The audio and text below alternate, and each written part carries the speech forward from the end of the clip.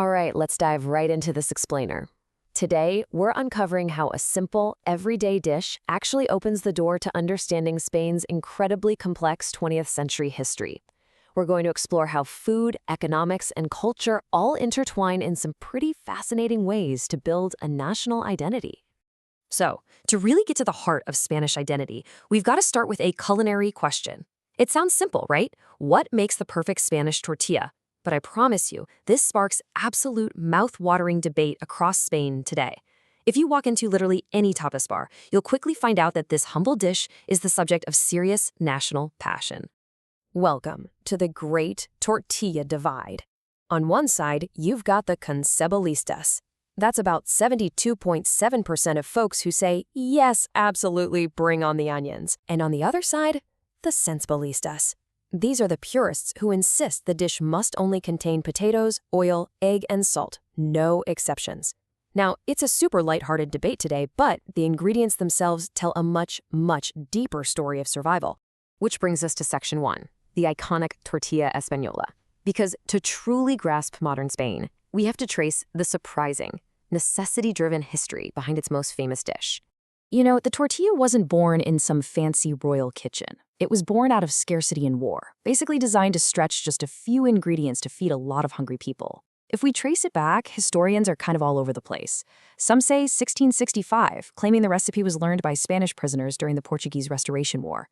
Others point to 1817 in Navarre, or even a legend that a general invented it in 1835 just to easily feed his troops during the siege of Bilbao. Just listen to this snippet from an 1817 Navarre's farmer's document. It talks about making 2 or 3 eggs feed 5 or 6 people.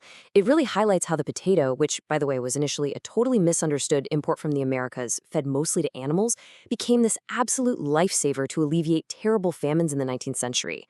They figured out how to make a large, filling meal by packing it with whatever was cheap and available.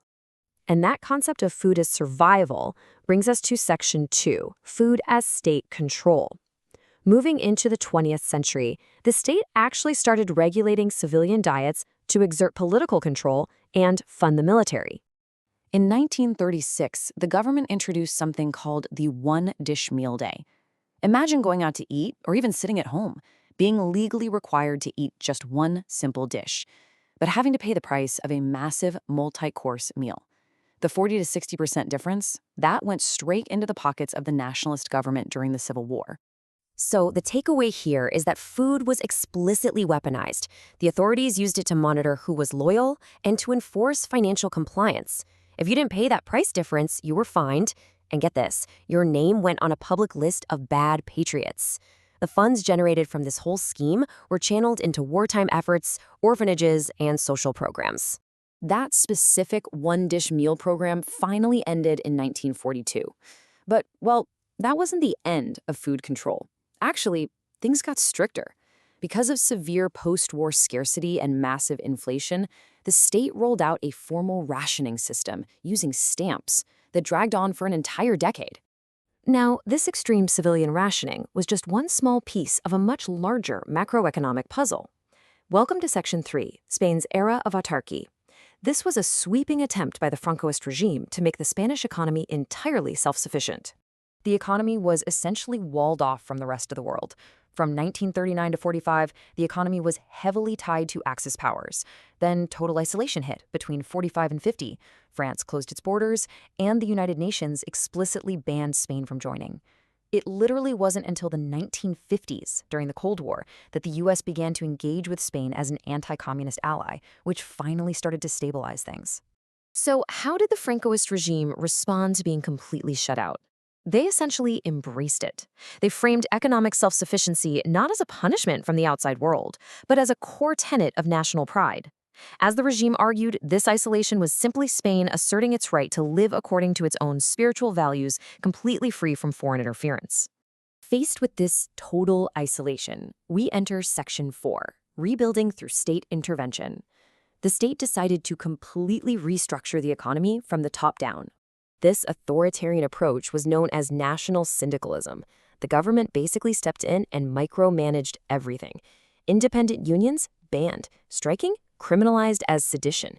Instead, the Spanish syndical organization became the only legal trade union, and it functioned as a strict tool for the state to manage labor, fix wages, and group workers and business owners together into mandatory vertical syndicates. Think about this number, 34%. That is a massive chunk of change. It represents the share of all public investment made by the National Institute of Industry in the 1950s. To force rapid industrialization, this state organ aggressively created dozens of companies, building everything from airlines and shipyards to vehicle manufacturing and mining operations. But they didn't just build factories, they physically reshaped the landscape. We're talking massive water management and colonization plans to force domestic food production. Between 1940 and 1959, the state built 221 dams. They irrigated hundreds of thousands of hectares of land and physically relocated tens of thousands of families to brand new agricultural towns just to work the land. And that brings us to our final chapter, Section 5, Language and Cultural Control. Because that exact same rigid, centralized control applied to the economy, it was aggressively enforced on culture too. The goal was to build a single, unified national character, leaving absolutely zero room for regional diversity. The homogenization went incredibly deep. We're talking micromanagement of everyday life, to the point where even the names of newborn babies and local football teams had to conform to state language rules. Names with regional roots, like the Catalan Jordi, or leftist names like Lenin, were strictly forbidden, and official records were changed to mandate Spanish Christian names. Even famous football clubs like FC Barcelona had to drop their local names for Spanish equivalents. The public use of regional languages was actively, aggressively suppressed in schools, the media, and government administration. As the propaganda of the era made clear, the decree was simple. Spanish was the sole official language.